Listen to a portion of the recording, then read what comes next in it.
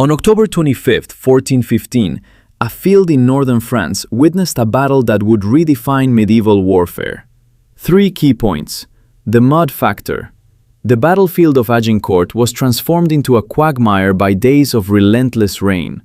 The French, weighed down by armor, struggled to advance through the mud, while the English archers rained death from their positions. The longbow's lethality. The English longbow was not just a weapon, it was a tactical marvel.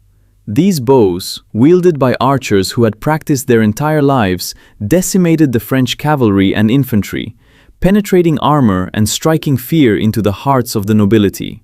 Henry V's unwavering strategy. Henry V's decision to advance his forces, despite being outnumbered and out of supplies, turned the tide. He understood that the mud would do the killing for him, and he gambled on his army's morale and discipline, which paid off spectacularly. Reflect on the battlefield strategies that shaped history. If you're planning a campaign or leading a team, remember, sometimes the best weapon is understanding the terrain and adapting your strategy to it. What lesson will you take from Agincourt to your next challenge? October 25, 1415. A field near the village of Agincourt, northern France. Dawn. The rain had stopped sometime in the night, but it had stopped too late to matter. The field between the two armies was not a field in the ordinary sense anymore. It was something closer to a trap. The plowed earth of a freshly turned agricultural strip, saturated by 3 days of October rain, churned by the hooves of horses and the boots of thousands of men, reduced to a deep, clinging, ankle-sucking mud that pulled at every step and that would, within the next few hours, become the most consequential mud in the history of medieval warfare. The field smelled of wet earth and the particular sweetness of cut corn stubble still visible in places above the mire. It smelled of 10,000 horses. It smelled of the fear of hungry men who had been marching for 17 days through hostile country on a campaign that had already gone badly wrong. On the southern end of that field, facing north, 6,000 Englishmen stood in the grey October morning and waited for the largest mounted army in France to decide whether to charge them. They had been waiting for 3 hours. On the northern end of the field, facing south, approximately 25,000 French soldiers stood in 3 massive formations and argued about who should be in front. The French army at Agincourt was, by every measure, except the one that mattered on this particular morning, on this particular ground, a far superior force. It had more men, it had more knights, the cream of French aristocracy, men in full plate armor, riding trained destriers, representing the finest heavy cavalry tradition in Europe, the military class whose dominance of warfare had been essentially unchallenged for 300 years. It had crossbows and cannon, in a supply situation that bore no relationship to the English problem, which was that 6,000 soldiers had been marching for over 2 weeks, were starving, were riddled with dysentery, and were 70 miles from the coast and the ships that could take them home. Henry V of England was 27 years old. He was standing somewhere in that English line, and his decision in the next few minutes would determine whether his campaign ended in annihilation or in a victory that no one present, not Henry, not the French commanders across the field, not any chronicler watching from the village edges, would be able to fully explain for the next 600 years. He gave the order to advance. This battle changed everything about what it meant to be powerful on a medieval battlefield. Not because the English won, they had won before, at Crécy and Poitiers, against similar odds with similar methods. But because the French, having studied those defeats for 60 years, having arrived at Agincourt with full knowledge of what English archers had done at Crécy, having spent 3 hours in the rain studying the English position and discussing their options, with the full collective military intelligence of the French High Command, chose to do the same thing anyway, and lost the same way. What Agincourt proved permanently was that the most dangerous thing in war is not your enemy's weapons, it is your own assumptions. The French aristocracy walked into Agincourt carrying 60 years of assumptions about who they were, what war was for, and what nobility entitled them to on a battlefield. They left, the ones who survived to leave, carrying something heavier and harder to set down, the knowledge that their world had ended, and that it had ended in a field of French mud. The war that made the battle. The 100 Years' War, that imprecise name for the series of conflicts between England and France that began in 1337 and did not end until 1453, was not a single thing, but a collection of crises, truces, dynastic claims, and military episodes connected by the specific question of who had the right to be King of France. This question had become complicated in 1328 when the last direct Capetian king died without a male heir, and both Edward III of England and Philip VI of France had credible claims to the inheritance, and neither was prepared to accept the other's priority. The claim that Henry V was pressing in 1415 was the same claim his great-great-grandfather, Edward III, had pressed in 1337, that the English king, through his mother, was the rightful heir to the French throne. The legal argument was substantive, and English legal scholars had been making it for 75 years. The French had a counter-argument, equally substantive, rooted in Salic law and the principle that inheritance through the female line did not convey the French crown. Both arguments had merit. Neither side accepted the other's argument. The result was war. But by 1415, the war had acquired a specific urgency that had little to do with the abstract legal question. France in 1415 was not a functioning unified kingdom in the way that legal theory required it to be. It was a country in the grip of a civil war between two competing noble factions, the Armagnacs, who supported the Count of Armagnac as the true power behind the throne, and the Burgundians, who supported the Duke of Burgundy. The French king, Charles VI, was intermittently and increasingly severely mad, prone to episodes of complete mental collapse in which he did not recognize his family, his court, or his identity, and in which control of the government fell to whichever faction had most recently maneuvered itself into proximity to the throne. Henry V understood France's internal disorder with the clarity of a man who had been watching it develop since his father, Henry IV, took the English throne in 1399. He had also been watching the finances of the English crown with similar clarity, and what he saw was that a successful foreign war, a war that produced territory, ransom payments, and a successful dynastic claim, was the most efficient solution to the political problem of a usurping dynasty that needed to consolidate its legitimacy. His father had taken the throne from Richard II, who had been deposed and subsequently died. The Lancastrian dynasty was not old. It needed a glorious narrative, and Henry had one in mind. He invaded France in August 1415 with approximately 12,000 men and laid siege to Harfleur, the strategic port town at the mouth of the Seine. The siege lasted 5 weeks. Harfleur fell in late September, but the siege had cost Henry a significant portion of his army to disease, dysentery primarily, the medieval soldier's constant companion and most reliable executioner. And the campaigning season was already late. His commanders advised him to return to England with the strategic gain of Harfleur and declare the campaign a success. Henry decided instead to march across northern France to Calais, the English-controlled port city on the Channel coast, 300 miles to the northeast.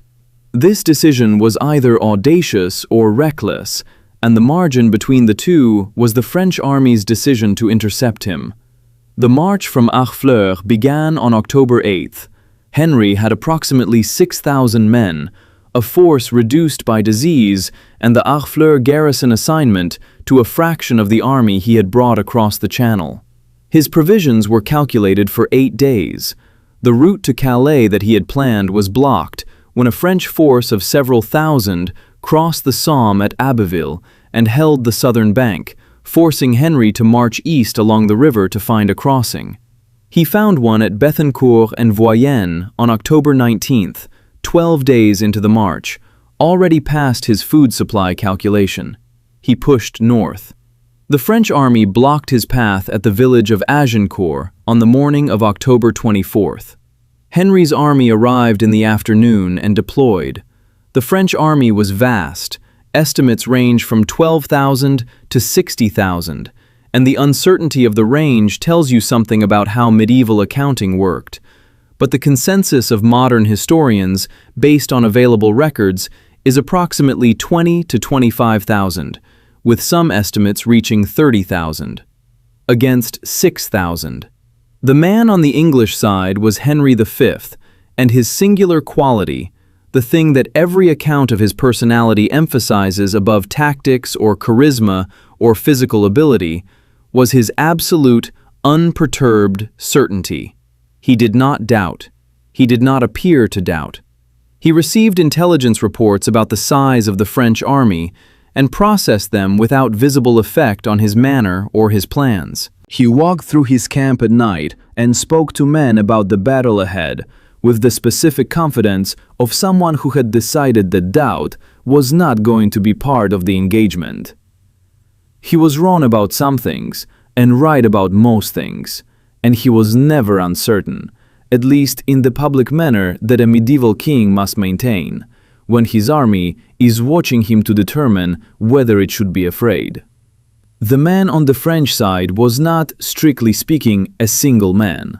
The French high command at Agincourt was the collective military leadership of the French kingdom in the autumn of 1415, which meant it was a committee of great nobles who disagreed with each other about almost everything and who had spent the previous 3 hours arguing about the battle order. The Constable of France, Charles d'Albret, held nominal command. The Duke of Orléans and the Duke of Bourbon and the Count of Vendôme and a dozen other major nobles were present with their retinues, each one entitled by rank and tradition to a position of honor in the battle order, each one personally invested in the outcome in ways that made rational military planning secondary to the requirements of precedence. The Duke of Bourbon, who would lead the French second line, had been involved in the planning discussion that produced the most consequential decision of the French campaign: to fight dismounted.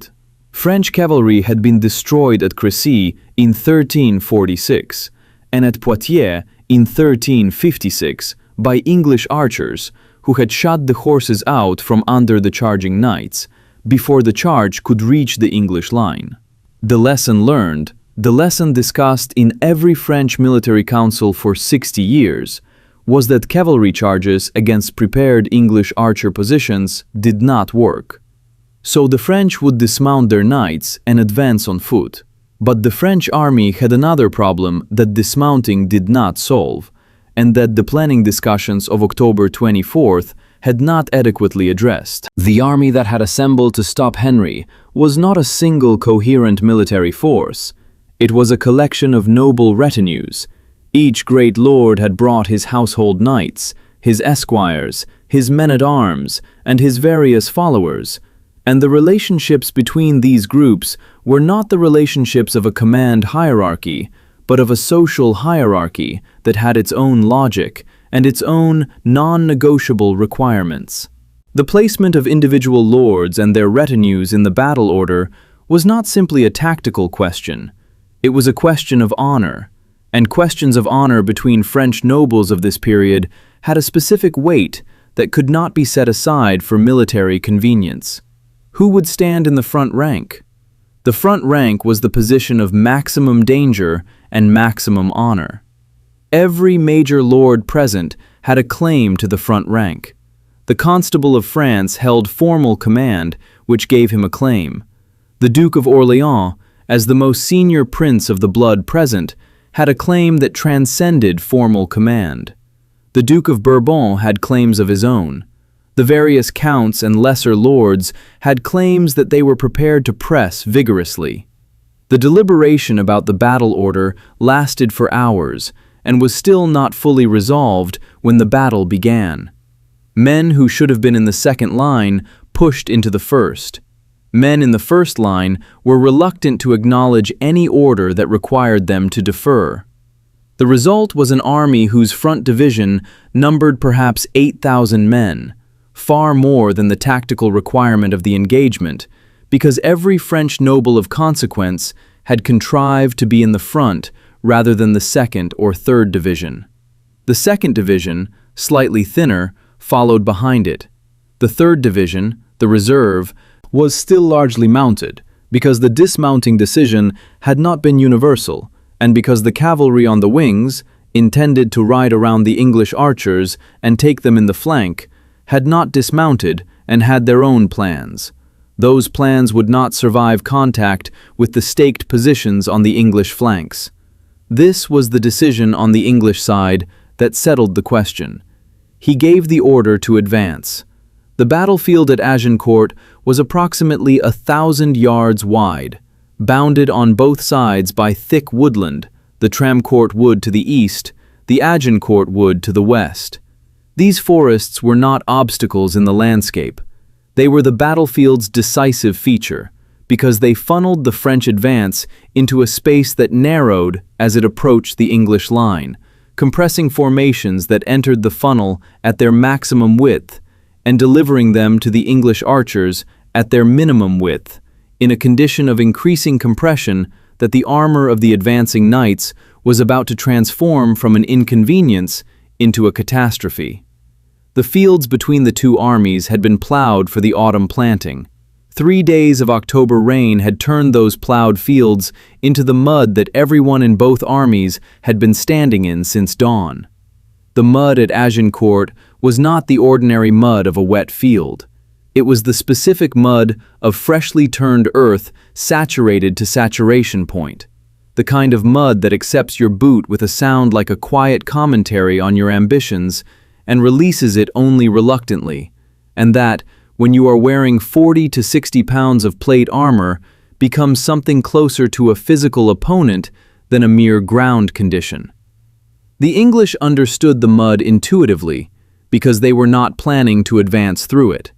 They would stand and let the French come to them, which meant the mud was a problem the French would face and the English would watch.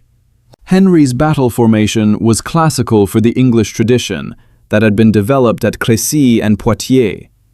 The men-at-arms, the armored infantry, perhaps 900 of them, stood in 3 divisions across the front, the king himself with the central division.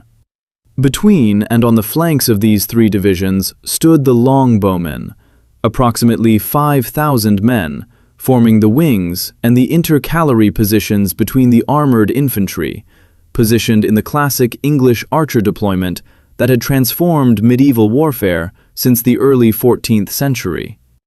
The English longbow requires a specific and extended discussion because without understanding what it was and what it could do, Agincourt makes no sense.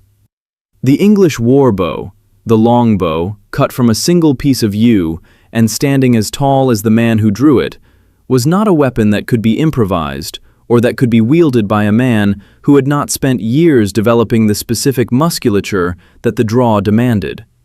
The draw weight of a military English longbow was somewhere between 100 and 150 pounds, a force that the average modern human being cannot achieve without training, and that the medieval English archer achieved through a lifetime of practice beginning in childhood. The skeletal remains of longbowmen excavated from medieval contexts show the specific bone deformations produced by years of heavy draw. Enlarged left arms, enlarged left shoulder joints, curved spines, the physical record of a repetitive stress that reshaped the human body in the service of a weapon. A trained archer could release 12 arrows per minute at effective battle ranges. At maximum range, a longbow arrow could penetrate chainmail. At shorter range, it could penetrate the gaps in plate armor, and, at very short range, could penetrate the plate itself. Against horses, the war horses of the French cavalry, unarmored on their undersides and flanks, their necks and faces unprotected against a rain of fire from above, the longbow was devastating in a way that no armor could address, because you cannot armor a horse completely while still expecting it to move. Henry had 5,000 of these men. He positioned them on the wings where they could fire not just forward, but diagonally into any formation advancing along the field's central axis, creating crossing fields of fire that covered the entire killing ground. He had them sharpen stakes, 6-foot ash stakes, sharpened at both ends, and drive them into the ground in front of their positions at an angle, creating an obstacle that would break any cavalry charge, and behind which an archer could step in the moment before impact and be protected from the horse that had been aiming at him. The stakes were the innovation that distinguished Agincourt from Crécy and Poitiers in tactical terms. At Crécy, the archers had relied on the natural terrain to protect them from cavalry, a hillside that made the uphill approach difficult. At Poitiers, hedges and vineyards served a similar function. At Agincourt, the terrain protection was the forest walls on the flanks, but in front of the archers there was open ground that French cavalry could, in theory, cross. The stakes removed that theoretical possibility in practice. A destrier moving at a cavalry charge speed cannot stop for a line of stakes. It hits the stakes or refuses them, and either outcome is good for the archers behind the stakes. Henry had also, in the days before Agincourt, made a decision about discipline that the chronicles describe as characteristic, but that the situation made necessary. He had issued orders forbidding his soldiers from making noise, from singing, from any behavior that might reveal their position or state to the French. The English army on the night of October 24th was, by the accounts, notably quiet. This was not the natural state of an army of 6,000 men camped in a foreign field on the night before a battle. It was imposed silence, the silence of a commander who understood that the French needed to be convinced that the English were confident and prepared, rather than hungry and frightened. Many of them were hungry and frightened. The march from Harfleur had been 17 days of diminishing rations, increasing dysentery, and constant awareness of the French army tracking their movement. The men who stood in the English line on the morning of October 25th had not eaten adequately in days. Their commanders had been managing a medical crisis. Dysentery was killing soldiers who survived every tactical challenge throughout the march. They were tired and ill, and 300 miles from the coast. They also knew how to use their bows, but Henry had a problem. The French would not advance. They had been standing there for 3 hours, watching, counting, discussing. The French high command had every reason to wait. Their army was larger, better fed, better rested, and time favored them in every dimension. If they waited, Henry's hungry, dysentery-afflicted army would have to do one of two things: attack uphill against a superior force, which was suicidal, or attempt to retreat to Calais, which would expose their flanks to the French cavalry that was still mounted on the wings. Henry needed the French to advance into the killing ground. They were declining to advance into the killing ground. Henry made the decision that settled the question. He gave the order to advance. The English army, all 6,000 of them, moved forward several hundred yards across the mud into bow range of the French position and stopped. They had abandoned the stake positions that protected the archers from cavalry. They had stepped out of their prepared ground.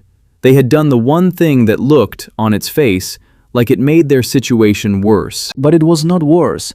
It was the same trap, moved forward, delivered to where the French could not ignore it. An English army within longbow range was an English army raining arrows on whoever was in front of them. The French had to advance or accept being shot where they stood. The night before, the long October night of the 24th, was the night that Shakespeare captured in the speech he gave to Henry in the play he wrote 200 years later, and however accurately Henry V the play represents the historical Henry V, the version of that night that has come down to us through Shakespeare is too embedded in the cultural memory of Agincourt to ignore entirely. The English knew what the morning would bring. They had spent the day watching the French army materialize on the horizon ahead of them, formation after formation, more flags than most of them had ever seen in one place, more horses, more armor, more of everything except food and hope and distance to the coast. The Welsh soldiers in the English army prayed in Welsh. The English soldiers prayed in English. The men-at-arms checked their armor in the darkness, and the longbowmen checked their strings, keeping them dry in the October rain under their hats and their clothing, because a wet bowstring is a dead bowstring, and a dead bowstring is a dead archer. Henry walked through the camp. The accounts confirm this. He walked, visited positions, spoke to men, maintained the appearance of certainty that was his primary contribution to the army's morale. He may have said the things that Shakespeare has him say. He almost certainly said things that accomplished the same purpose, that the morning would bring what it brought, and that an Englishman dying on French soil died with something the French opposition could not die with, because the English were outnumbered and the French were not. And there is a specific quality of purpose that outnumbered men carry into battle that their opponents cannot replicate at any odds. The rain finally stopped before dawn. The mud remained. The battle. The English advance across the field began at approximately 7:30 in the morning, and the 5,000 archers who moved forward with the 900 men-at-arms moved with the specific controlled urgency of men who have been waiting for hours and who understand that the window in which their weapons are decisive is also the window in which their lives depend on being inside arrow range before the French cavalry on the wings can reach them. They reached their new position, approximately 250 yards from the French front line, and stopped.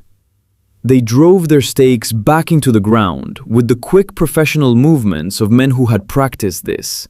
They nocked their arrows. The silence that followed lasted perhaps 30 seconds. The draw completed when the 3 fingers of the drawing hand touched the cheekbone. The arrow is held against the string by the index finger above and the middle and ring fingers below, the specific arrangement called the Mediterranean draw that every English archer had been practicing since childhood. At the moment of release, the arrow's feathers, the fletching that stabilizes flight, hiss against the bow's upper limb in a sound that is distinctive enough that chronicles describe it specifically: the hiss of feather on wood, multiplied by 5,000. 5,000 arrows left 5,000 bows in the first volley. Then the hands went to the sheaves at the hip and the process began again. 12 arrows per minute, 5,000 archers, 60,000 arrows per minute falling on the French formations advancing across the mud. At 250 yards, an arrow in the right angle against plate armor penetrates. Against the visors of helmets, at the joints between breast and backplate, at the unarmored gaps that every suit of plate has, because a fully armored man still needs to breathe and see and move. The arrow finds what it finds and does what it does. The horses were not armored on their undersides. A horse struck in the belly by an arrow at 200 yards stumbles, then falls, then adds its weight and its panic to every formation within 20 feet of where it went down. The first French division advancing across the mud was the nobility of France, the Duke of Orléans, the Duke of Bourbon, the Constable d'Albret, the Count of Vendôme. 2,000 dismounted men-at-arms in the best plate armor money could buy, advancing on foot toward the English line. They entered the mud. The specific problem of advancing through October plowed field mud in 40 to 60 pounds of plate armor had been discussed in the French command tent the night before, and the discussion had not produced an adequate answer, because there was no adequate answer. You could reduce the armor and accept more vulnerability to the archers. You could advance at a run and accept the cost of arriving exhausted and disordered. You could advance at a walk and accept arriving slowly enough that the archers had time to fire 60,000 arrows at you before you got there. None of these options was good. The French chose the walk because running in plate armor was the kind of thing that killed men before they reached the enemy, and walking in plate armor was the kind of thing that killed men slowly enough to maintain formation. The formation, by the time the 1st French Division had covered half the distance to the English line, was already failing. This is the crucial thing to understand about what the mud did at Agincourt. It did not stop the French. It did not make the advance impossible. It made it slow and costly and exhausting. And it compressed the formation laterally because the woods on both sides forced the advancing men inward as the field narrowed. And the men who were being compressed sideways were also being compressed forward by the ranks behind them who were still advancing.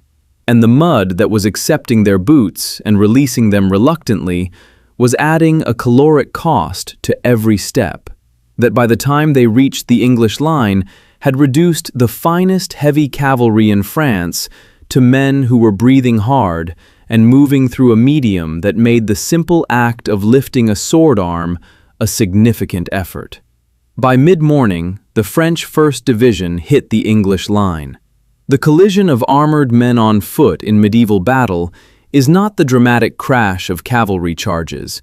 It is something grimmer and more intimate. The front ranks of the two formations meeting at the point where the advancing side runs out of momentum and the defending side meets them. And the fighting that follows is the fighting of men too close together to use their weapons with any technique, pushing and shoving and hacking at whatever is reachable from inside the press of bodies, trying to knock the man in front of them down and keep the man behind them from knocking them down. The English men-at-arms who received the French 1st Division had several advantages that the mud had given them and that the French had not fully calculated. They had not walked across the field. They were not tired. They were standing on ground that they had been standing on for hours, while the French had been negotiating who got to be in front, which meant their feet were at least partially settled into the mud rather than newly immersed in it. And they were outnumbered in the central collision by a margin that looked, from outside, like it should have been fatal. But the narrowing field and the French formation's lateral compression had produced a front line that was not wider than the English could receive. The archers did not stop. This is the tactical detail that the French commanders had known and had not been able to solve. The archers were not in the center. They were on the flanks and between the central divisions, positioned at angles that let them fire into the advancing French formations without hitting their own men-at-arms. As the French 1st Division engaged the English men-at-arms in the center, the archers on both flanks continued to fire into the flanks and rear of the French formation. They were firing at men who were in the act of fighting other men who could not move to address the arrow fire without disengaging from the hand-to-hand combat, who had come too far and committed too fully to withdraw. The French 1st Division, exhausted by the mud crossing, compressed by the narrowing field, pressed from the flanks by arrows and from the front by English men-at-arms, began to fall. In plate armor, falling is not falling in the ordinary sense. It is a transition into helplessness. A man in full plate who loses his footing does not land lightly.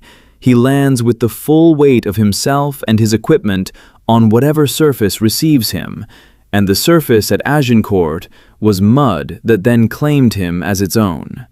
Getting up from the mud in plate armor requires either specific help from someone who has both hands free and is not also fighting for their life, or a specific acrobatic technique that the French knights had trained for since adolescence, but that cannot be performed when the men around you are also falling and also failing to rise, and the bodies of the men who fell before you are now part of the surface you are trying to rise from. The pile began to build. This is not metaphor. The accounts, French and English both, describe what happened in the center of the Agincourt battlefield as a pile of fallen men that grew as the battle progressed, men who had fallen into the mud and could not rise, and who were pressed down further by the men who fell on them, layer by layer, the weight and the mud combining in a way that made the bottom of the pile a death sentence independent of any weapon. Men suffocated under the weight of their own armor and the men above them. Men drowned face down in the mud. Men who were still alive at the bottom of the pile hours later and who had to be identified and extracted carefully to find out which ones had survived. The French 2nd Division arrived. This is the moment in the battle where the structure of French military decision-making produced its worst result. The 2nd Division had been standing behind the 1st, watching the 1st advance and reach the English line and begin to lose. They had 3 choices: advance and add their weight to a situation that was going badly, hold and let the 1st Division die without reinforcement, or withdraw and concede the field. The nobility of France could not withdraw. Withdrawal was not a concept available to the military culture of the French aristocracy, in the context of a battle that French honor had committed them to winning. They could not hold. Holding while the 1st Division died was equally culturally impossible. They advanced. They advanced into the pile that the 1st Division had become.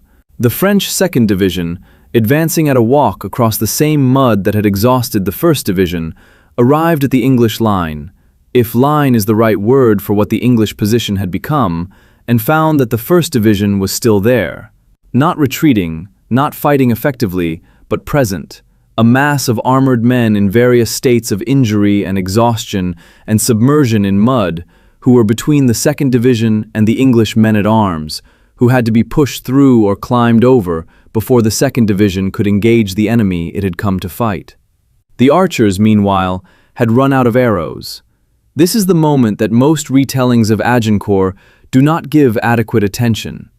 The English archers had been firing for somewhere between 1 and 2 hours, at a rate that, if sustained, would have exhausted even the substantial sheaves they had carried into the battle.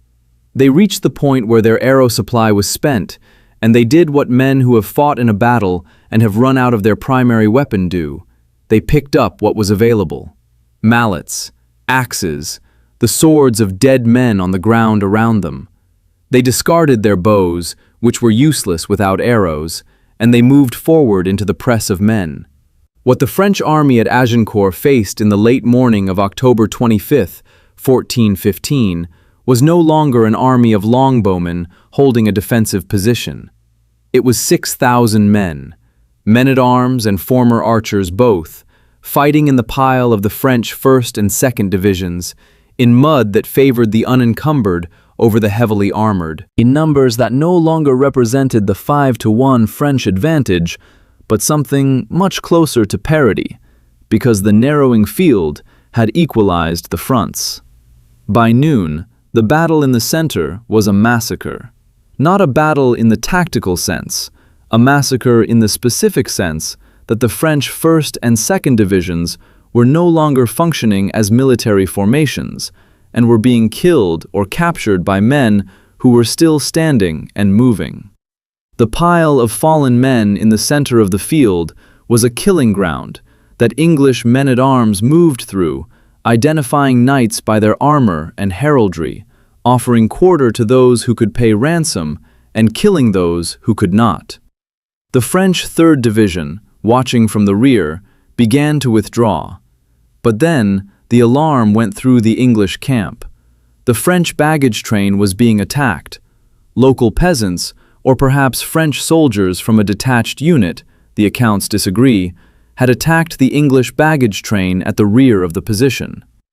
The timing of this attack, coinciding with the moment when Henry might reasonably expect the French 3rd Division to advance into the mess of the 1st and 2nd Divisions in a final desperate push, was what made it militarily critical rather than merely annoying.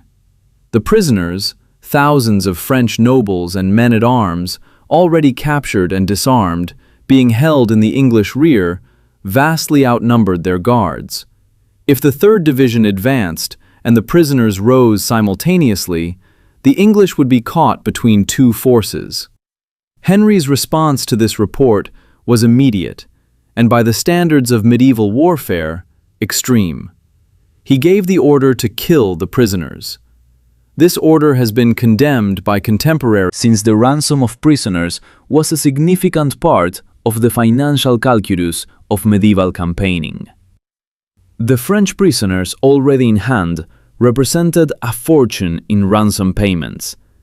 Killing them was destroying an enormous financial asset, in addition to being a breach of the conventions that govern what you could do to a man who had surrendered. Henry gave the order. Most of the knights in his army refused to execute it. They were the men who would collect the ransoms, and killing their prisoners was killing their income, and the moral case against it was strong besides. Henry's own household troops carried out the order, killing the prisoners in the English rear while the battle still continued in the center. The French 3rd Division withdrew without attacking. Whether the 3rd Division's withdrawal was caused by watching the prisoners being killed, or by the collapse of the 1st and 2nd Divisions in the center, or by the failure of the French cavalry wings, which had attempted to ride around the English flanks to attack the archers, and had run into the staked positions that Henry's archers had prepared, the horses refusing the stakes, the cavalry disordering themselves against an obstacle they had not expected and withdrawing in confusion, is a question that the sources cannot resolve definitively. All three factors were real. The timing of each is uncertain. The battle was over. The field in the afternoon. The afternoon of October 25th, 1415, on the field at Agincourt, was among the bleakest afternoons in the history of French chivalry. And it was bleak in the specific way that is worse than dramatic defeat. It was bleak in the way of a thing that should not have happened on grounds that the men involved thought they understood. The English dead numbered somewhere between 100 and several hundred. The estimates from contemporary sources vary so widely that historians have been unable to establish a more precise figure. But the broad agreement is that English losses were remarkably light, in the range of a few hundred at the absolute outside. This number, against any reasonable estimate of French casualties, represents one of the most lopsided outcomes of any major medieval battle. The French dead were in the thousands. Modern estimates, based on chronicle accounts and heraldic records of the known dead, range from 6,000 to 10,000, with some estimates running higher and a few running lower. The specific number is less important than the quality of who died. The Constable of France, Charles d'Albret, killed in the fighting. The Duke of Alençon, killed. The Count of Nevers, killed. The Count of Vaudemont, killed. The Archbishop of Sens, killed. A churchman who had come to the battle as part of the religious expression of French crusading tradition, which regarded warfare in defense of French honor as a form of holy action. The Duke of Brabant, killed. The French commanders who survived were prisoners. The Duke of Orléans, captured. The Duke of Bourbon, captured. The Marshal Boucicaut, captured. These men, the grandees of French military and political life, the men whose ransoms would fund the remainder of Henry's campaign, and whose captivity would be politically leveraged for years, were identified in the aftermath by their heraldry, their armor, their attendants, and in some cases by the personal recognitions of English knights who had met them at tournaments or diplomatic occasions before the war. The field itself, by late afternoon, was a landscape of testimony that no living witness could look at without understanding what it meant. The mud of the plowed strips between the two forests was not mud anymore, exactly. It was something denser and darker, the specific amalgam of earth and blood that battlefield earth becomes when battle has been conducted on it at a certain intensity. The pile in the center of the field, the accumulation of armored men who had fallen and been unable to rise, and on whom others had fallen in turn, was still there, and in it and around it and spread across the field northward from the English position were the dead of the French 1st and 2nd Divisions in the numbers and the attitudes of their dying. The heralds of both armies, those professional observers of military protocol whose job it was to record the battle, identify the dead, and certify the outcome, came onto the field together. The French herald Montjoie confirmed the English victory and confirmed the name of the field, Agincourt, for the village on the northern edge. Henry asked him to confirm it. Montjoie confirmed it. The Battle of Agincourt was recorded as an English victory by French testimony on the day it was fought. Henry ordered the bodies of his own dead to be gathered and the barn nearby to be burned with them inside, a funeral pyre rather than a mass grave, which was the specific honor he could arrange in the field for men who had died in his service.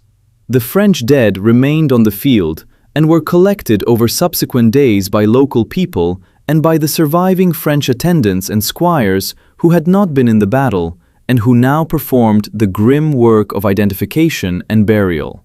The prisoners were marched north with the English army, toward Calais, toward the ships, toward England. Henry marched with them 70 miles, reaching Calais on October 29th. He sailed for England on November 16th, arriving at Dover to a celebration that the contemporary accounts describe with the kind of superlatives that celebrations of genuinely unexpected victories produce. Enormous, prolonged, conducted in the specific key of relief as much as triumph. What Agincourt made and what it could not make.